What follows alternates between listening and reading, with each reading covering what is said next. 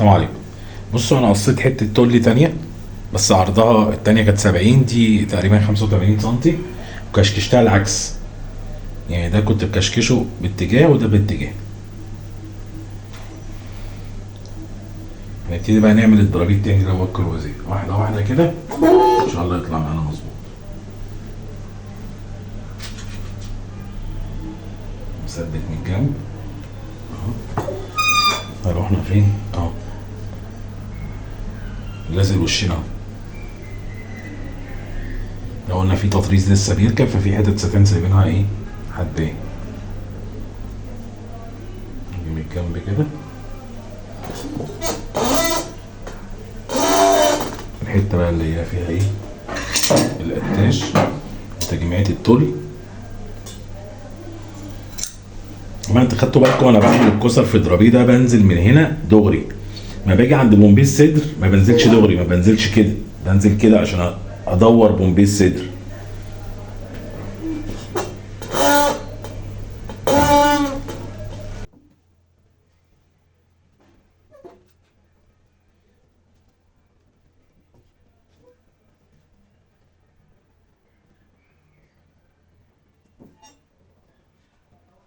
اول ما بنشد من الجنب بنشد لغايه فوق هنا للكتف، الحته برضو اللي فيها اللزق الوشين اللي احنا عايزينها.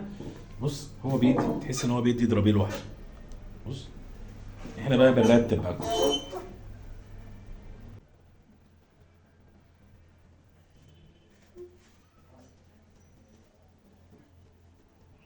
اهي بنملى الكسره، بنملاها يعني نكسرها كويس اهي. ادي دبوسه وتاني في نفس المكان على فكره.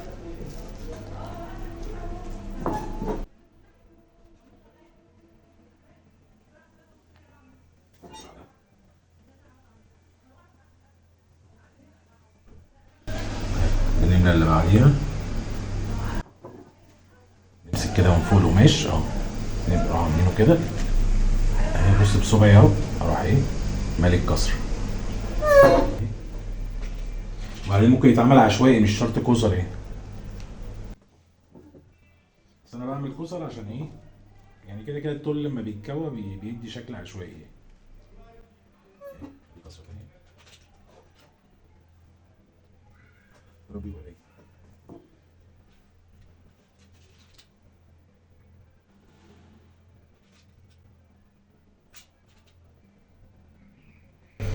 عايزين نلحق ننجز شويه ايه عشان النور بيقطع عندي انا 3.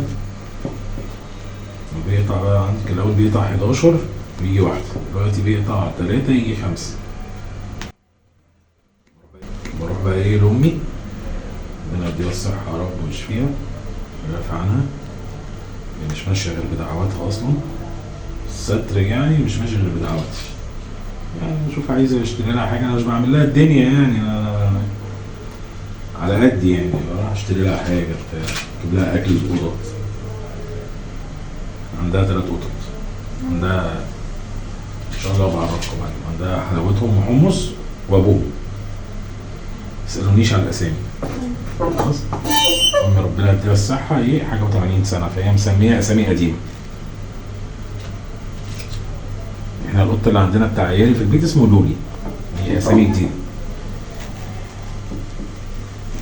حلاوتهم بقى ايه، دي مشجره زيتي في بيج في كده يعني بقى. امي معجبه بيها وهي بارده فلاحه، لا يعني مش قصدي اغلط يعني، بس بارده قوي بارده. تطلع البلكونه امي، احنا دور ارضي اللي هو البيوت القديمه، امي تقول لي دور لي عليها طبعا، واطلع بقى ادور على هاني، جيب لها اكل بقى، جيب لها رقابي فراخ تسلقها لها، تسلق لها بيض، وجبنا مش عارف اسمها ايه حلوبه شبه البشكيري كده يعني. امي بتصرف على اكل القطط اكتر من اكلها. لا امي كفايه امي، تقول يا ابني حيوان اخرس يا ابني مسؤول مني. ربنا يديك الصحه. ايه رايكم طبعا اهو ضربي ماشي اهو شغال معانا اهو، كل الكلكعه اللي كانت تحت والقتاش وكل حاجه اتدارت اهي اهي.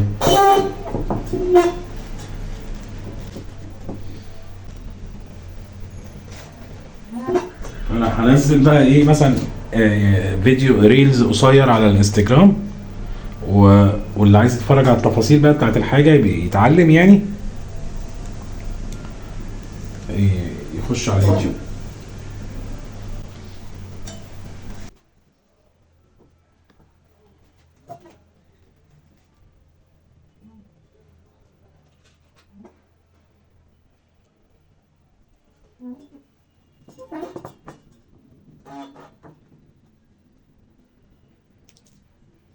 احنا جنب الكورساج معانا خلاص اهو اهو، الكورساج خلاص. هنكمل بقى ايه كده، الضربيه يطلع معانا من هنا، هوريكم دلوقتي.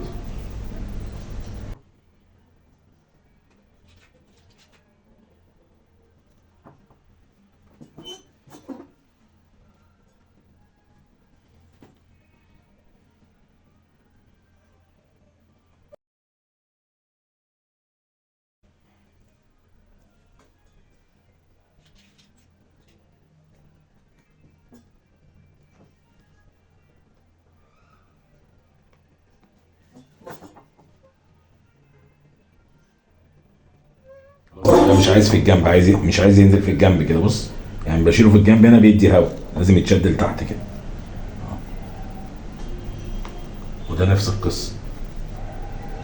هسيبني بقى من الخياطه اللي انا عاملها هنا اهو اللي فيها الكسر، هي كده كده مدياني كسر اهي، وابيت هنا اهو بعيد عن الجنب خالص. نفس القصه، اروح شايل الدبوس اللي انا حطيته واشد كده اهو.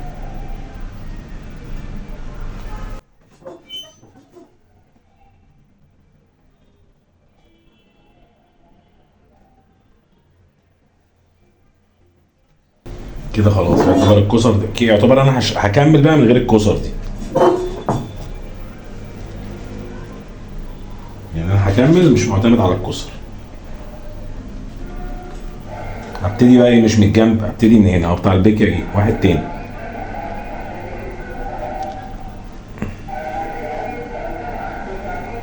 غسالة برضو.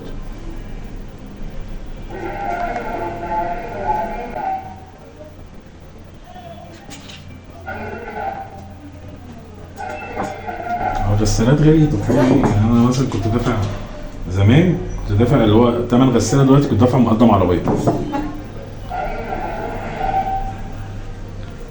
الحمد لله يعني الدنيا في الزنزلخت. الزنزلخت يا معلم.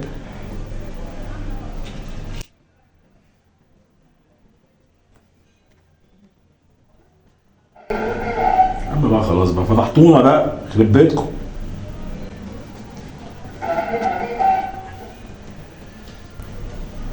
شارع سد، انا قاعد في شارع سد، الصوت بيسمع فيه. قاعد في زقاق، زقاق عيلة.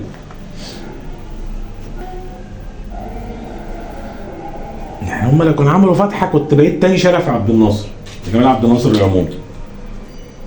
يعني في سوق الكمبيوتر في الفيكتوريا عبد الناصر ده، وانا في ظهره على طول.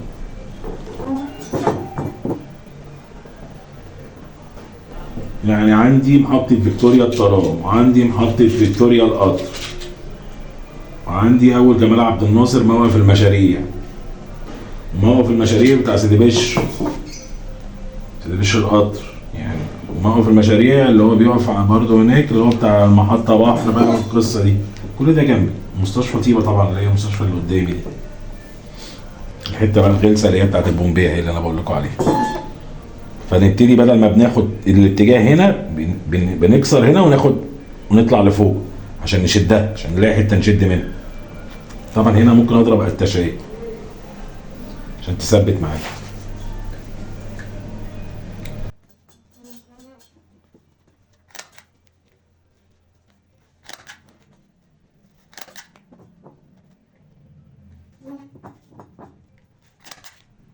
خلاص الكسر ايه ماليش دعوه بيه.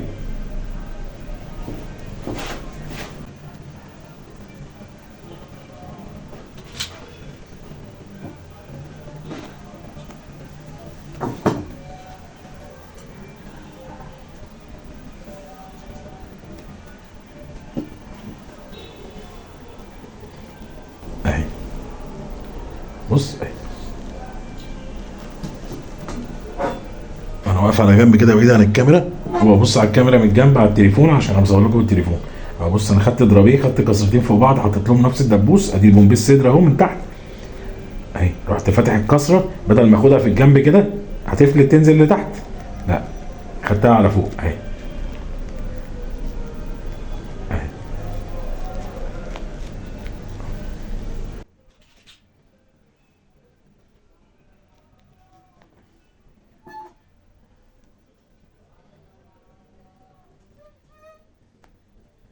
بس التوليه جميله طريه وعامله زي شبه التل البيور من كتر نظافتها. التل ده اخواننا من محل سمير، الحاج سمير حمدي، محل حمدي المنشيه.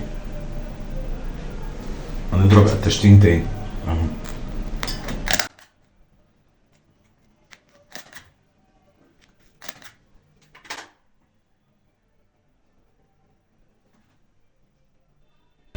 كسرة تانية اهي.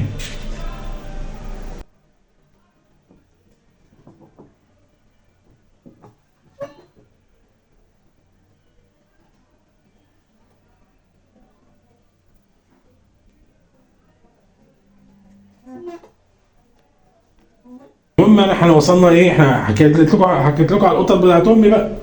مره دخلت على امي بالليل، قالت لي القطه وبتعيط يا ماما. ما بقيت القطط هنا يا ماما؟ لا دور لي عليها. طلعت بره،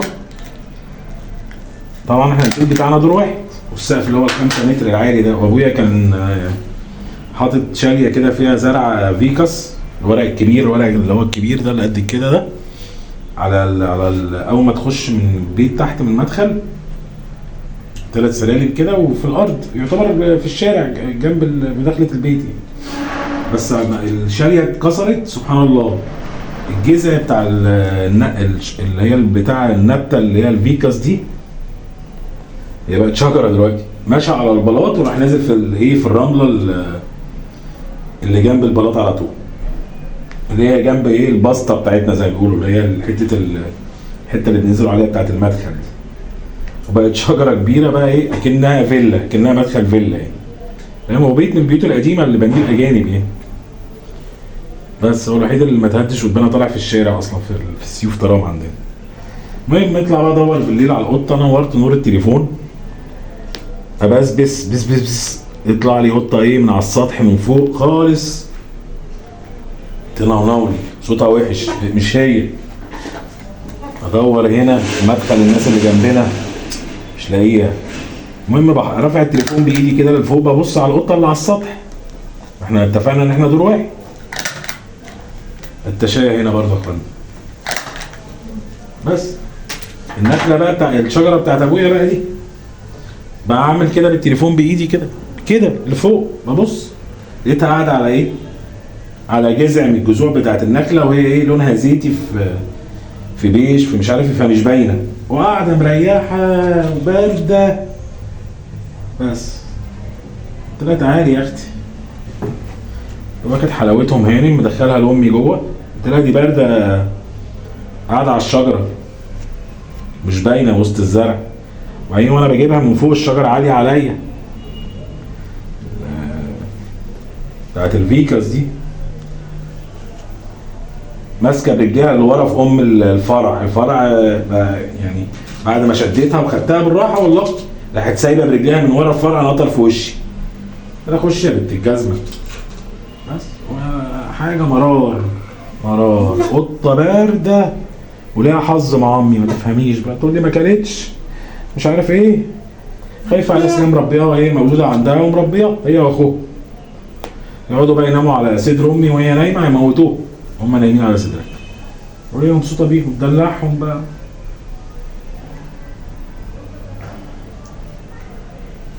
ما كانتش وزعلانه عليها، ولا دي بقى يا ماما ما اعرفش ليها حظ معاك، ولا هم عشان هي مثلا مشجره مثلا. واخوها ابيض، اخوها جميل، اخوها طيب قوي. هي بقى خي على التناحه، طرطشه، عارف الحاجات اللسعه لسعه. وبعدين تطلع البلكونه بره، اي صوت في الشارع تجري على جوه، تنط من الشراع اللي هو الشباك بتاع الباب.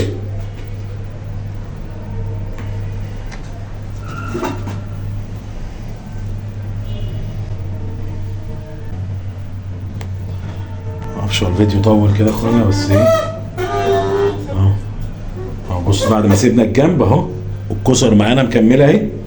خلاص خلصت هنا، ابتدي بقى ايه، انا واخد نفس الكسره اهي بس مش واخد بقى الخياطه بتاعتها زي ما انا مكشكش اهي. ابتدت تمشي معايا من هنا من تحت الكرسات اهي.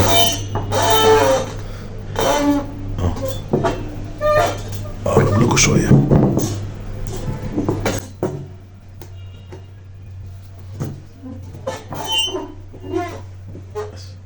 نكمل بقى ونبقى نكمله، هنشوف هنعمله ايه تاني. بص يا اخوانا بقى ايه، ادينا خلصنا الدرابيه كله بعد ما كسرنا، خدنا الجنب ده كله وبعد كده ايه ابتدى يرمي معانا درابيه اهي. تمام، كل ده بقى ايه هيتقص بالمقص. نيجي من هنا كده.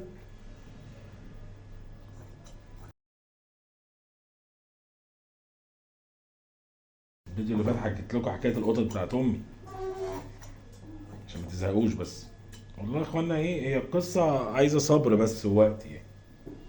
بس لكن يعني انا مش هقدر اجري لكم حاجه اكروت لكم حاجه، انا عايز يتعلم خطوه بخطوه ويحس ان هي القصه اصلا. الشغله دي تلات ارباعها فرجه. طبعا وانا القناعه عندي هي القصه مش مساله واحد بيشتغل بيخيط فستان. انا كنت صاحب اتيليه وكنت شغال معايا صناعيه وكنت ما واتعلمت منهم صناعيه شاطره واتعلمت منهم ولاد حلال يعني. بس غالبيه شغلي يعني في حاجات بسال فيها بس اغلبيه شغلي ان انا ببص وبعمل. اللي بيحب حاجه بيعملها. ان انا في ايدي صنعتين تانيين في التطريز برضه هتشوفوا انا بستخدم مكن التطريز بتاعي في ايه يعني انا موظفه كله لشغل السواريه. بس انا الورشه بتاعتي بتاعت تطريز بوردريه، حاجه اسمها بوردريه كده، اللي هو كان بيطرز زمان على طقم التيل والدرابيه والبادج بتاع نايك واديداس، الشغل بالخيط. انا وظفته للفساتين والمكن بتاعي بشتغل بيه برضو، بثبت بيه قماش متطرز على الكمام كده يعني. واحده واحده هتعرفوا كل مكنه بستخدمها لايه. ادي الدرابيه خلاص اهو تمام. طبعا دبابيس كتير، احنا اتفقنا ان احنا ايه في لزق وشين تحت، احنا بقى ايه هنكبس الدنيا دي كلها بلزق الوشين. طبعا هو التل عشان طري فبيبقى فيه سنه كشكشه ومش عارف ايه، فبيبان ان هو ايه اكنه عشوائي سن، مش مشكله. تمام. السلام عليكم. طبعا زهقتوا مني ده. ثواني بس ايه بعد عشان ده مانيكان تاني اصلا انا مثبت فيه الستاند. حاجه تقطع القلب عمال اقول لكم ما تلفش وحط امك عليا مش ناقصه اهو. هنيجي كده باين.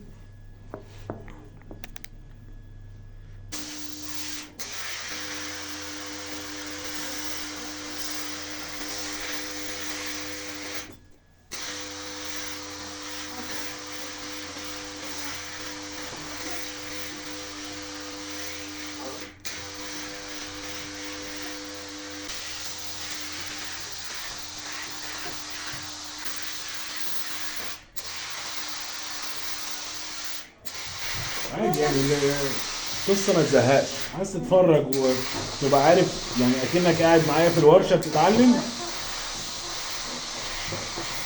اتفرج على الفيديو كده ايه واحده واحده، اللي فاتك ترجع له تاني.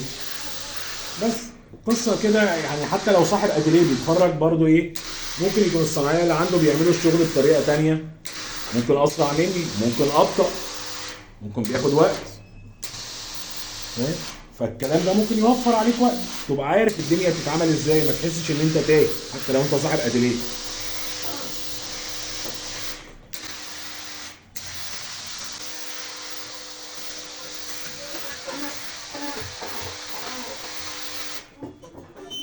اهو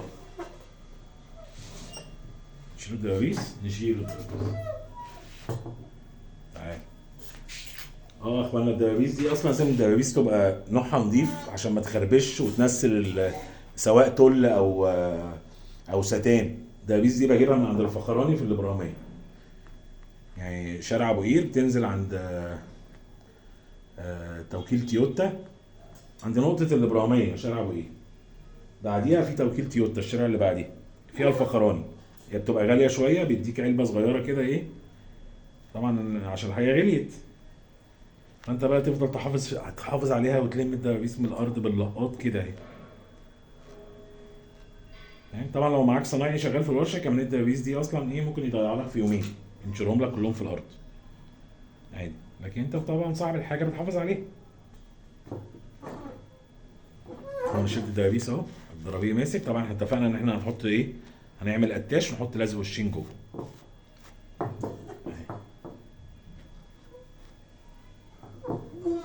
بس مش شلنا الدبابيس، نشيل الدبابيس من هنا برضو.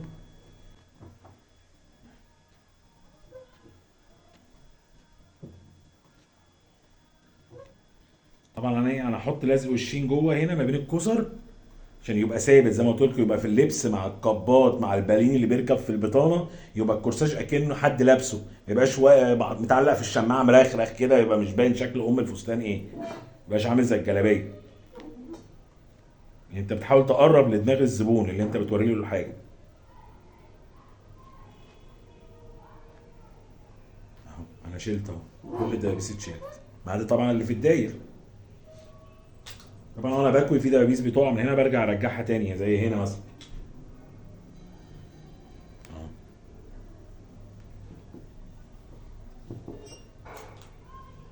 بص يا اخوانا، هي ايه اخوانا، هو القصه تبقى بالتفصيل ممل احسن ما تبقى القصه فيها كروته ويبقى برضو ايه، يبقى انت ما اتعلمتش حاجه او ما عرفتش حاجه. انا بوريك اللي انا اتعلمته واللي اجتهدت فيه والله، او اللي انا والله اللي يعني في حاجه ما حدش وريهاني، الحمد لله بفضل من المولى. يعني ده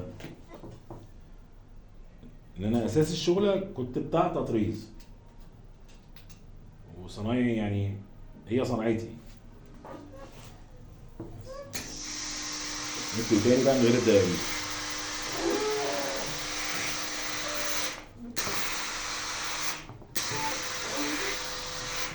انا بحط ايدي فوق عشان ماسك المانيكان بس.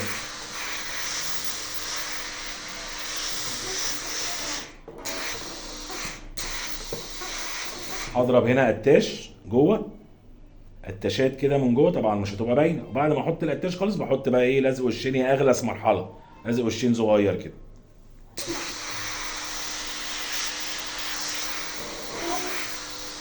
وهو على فكره ممكن يتعمل قتاش ويتلبس كده ويبقى برضو شكله مظبوط، بس انا بريح دماغي واريح اللي يشتغل بعدين، اريح صاحب الاتيليه. صاحب الاتيليه برضو ايه ما بيحطش قماش ويدفع مصنعيات وبعد كده يرجع الحاجه تقرفه. ده بقى ايه اللي بيتقي الله، يعني المفروض تتقي الله في الناس. يعني انا صاحب اتيليه المفروض اتقي ربنا فيه، اعمل له الحاجه ايه على قد ما اقدر كويسه وعلى قد ايه جهدي. شفت جهدي دي اهو.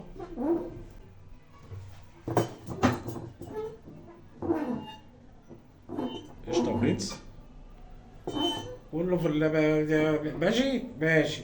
القتاش بقى والله ما اعرف مده الفيديوهات قد ايه اهو. القتاشه اهو، استنى اقرب لكم الكاميرا.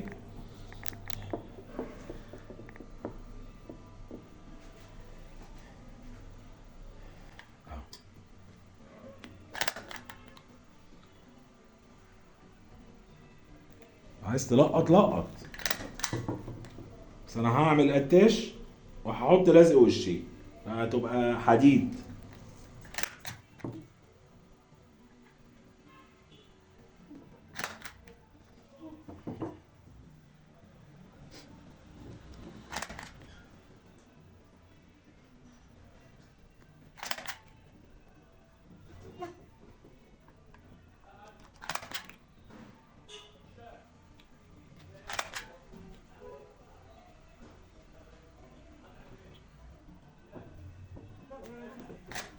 وهكذا بقى هكمل وبعد كده ايه نشوف مرحله تانية عشان الفيديو بقى داخل على 11 دقيقه.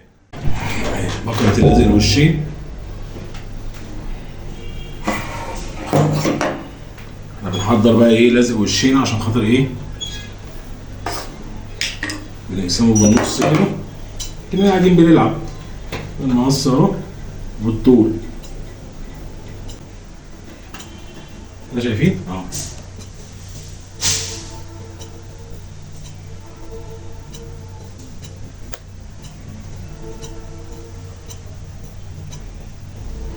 محتاج شويه حلوين بقى، عشان احنا ايه كل الدرابين اللي عملناه ده هنحط فيه ما بينه ما بين الكسر الشريط الرفيع بتاع لازق الوشين ده عشان يمسك. يبقى حاطين لازق وشين من تحت في الاساس، وبعد كده عاملين الدرابين، وبعد كده مقتشين، وبعد كده حاطين لازق وشين تاني. علم فاضيه اهو. خلاص نسيبه طويل كده، احطه على المكنه بس. بعد البكره اهي مرجعينها ورا كده، شغالين تاني. يفضل بقى ايه نص كده شويه حلوين نجهزهم، بعد كده ايه نروح للمكوى. سخنا قبل ما النور يقطع. ده طريقه تركيب اللزق الوشين. ابص كسره كسره، انا كده كده مركب قتاش جوه اهي. باخد الكسره كده اروح تانيها بدبوس كده، اروح واخد مكمل بقى بقيه الكسره ماشيه معايا كده بتاعت الدرابيه اهو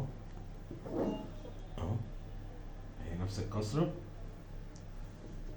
اهو. اللزق الوشين انا قسمته بالنص بالطوله بقى ارفع، بروح عامل كده بادي بقى من جوه. انا كده كده مثبت قتاش، مش مع الضمير يا جدعان اهو. ثبت قتاش وبحط لازق وشين، وحاطط لازق وشين تحت اهو. بمشي جوه كده اهي. بص ماشي كده جاي اهو بالطول لغايه ما جيت للجنب. بس عندي حته زياده شلتها اهو اهي، بقت ماشيه كده. بشيل، بص اول ما بشيل الدبوس ترجع الكسره مكانها اهي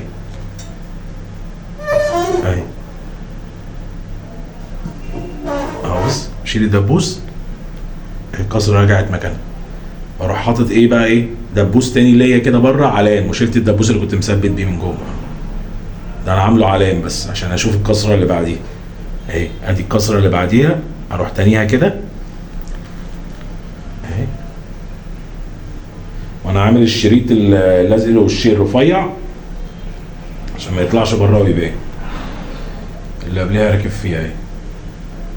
وبعد كده بقى هكبس كله مكوى. اديني اشتغلت لغايه الجنب اهو، او كل ده تانيته لبره، تانيتها كده. خد شريط لازق وشين وناقص شويه حلوين مجهزهم، اروح حاطط كده بادي من فوق اهو. كل اللي انت بتعمله ده يخلي الحته نظيفه في الاخر اهي. ثبت دبوس في بدايه اللزق ومشيتها اهي جوه كده.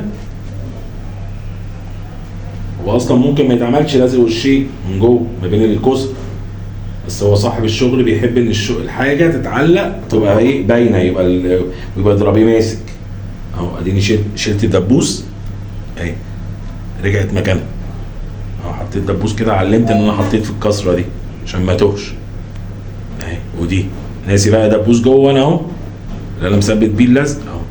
اللي بعديها اروح كسرها لبره كده، اروح مكمل للجنب اهي. هي نفس الكسره اهي اللي قبلها فيها اهي.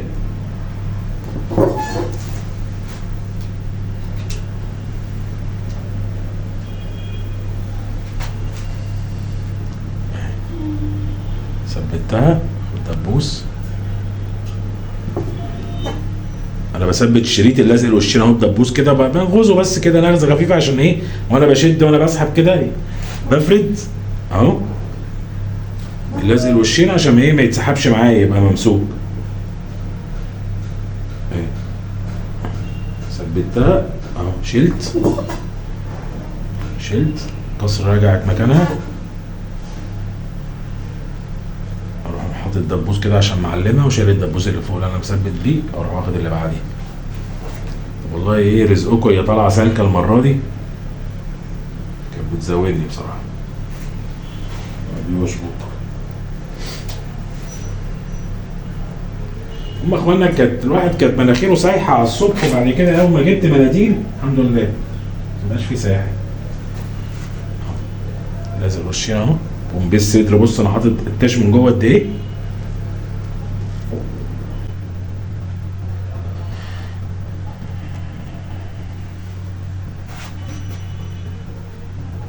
بس في ناس بتقول لك بقى الشغل ده هو سريع وبيخلص بسرعه، بالعكس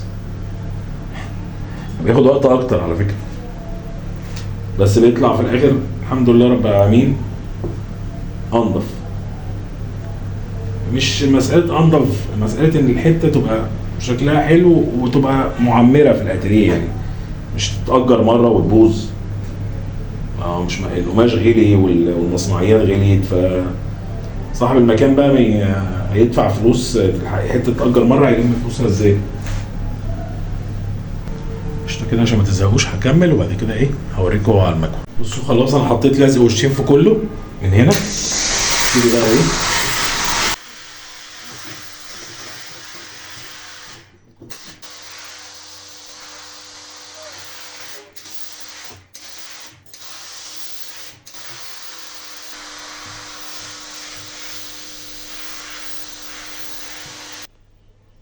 كده احنا تمام. ده لسه في بقى ايه تطريز هيركب بعد ما نقفل الفستان، انا بوريكم بس ايه اهي. طبعا هو مش ملزوقه من الطرف، ملزوقه من جوه، عشان كده انا عامل الشريط رفيع اهو. كل ده خلاص يا معلم. بس احنا ايه الدبابيس اللي وقعت نرجعها تاني، عشان لما نيجي كل ده بعد في الاخر نور قطع.